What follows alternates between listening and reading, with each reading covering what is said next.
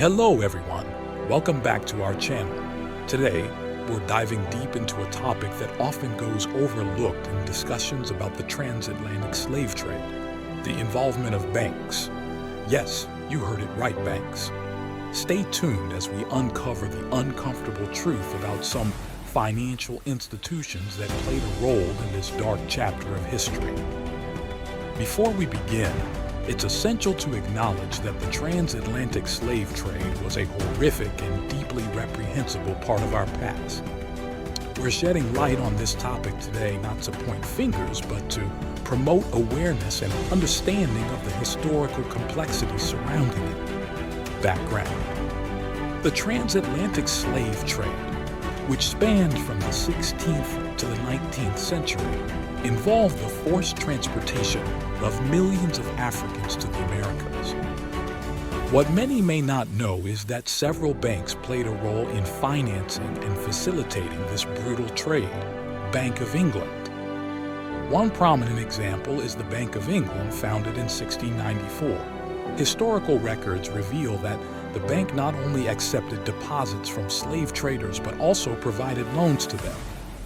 The profits from these financial transactions were, in part, derived from the suffering of enslaved individuals. Royal Bank of Scotland. Another major institution with ties to the slave trade is the Royal Bank of Scotland. Documents from the archives indicate that the bank profited from transactions involving slave plantations and even owned estates where enslaved people were forced to work.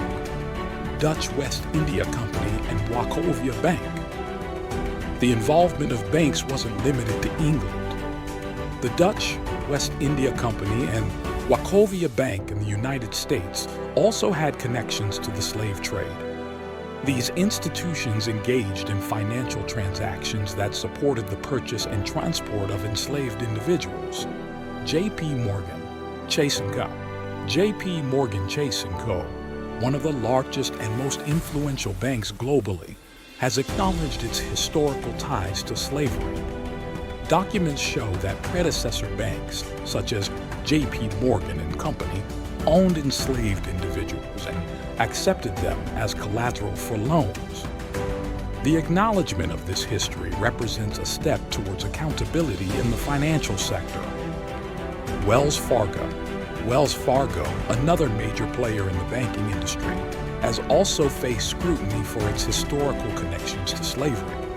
The bank traces its roots back to the early 19th century, where some of its predecessors have been reported to have accepted slaves as collateral for loans. Like other institutions, Wells Fargo is working to address this part of its history. Impacts on the present.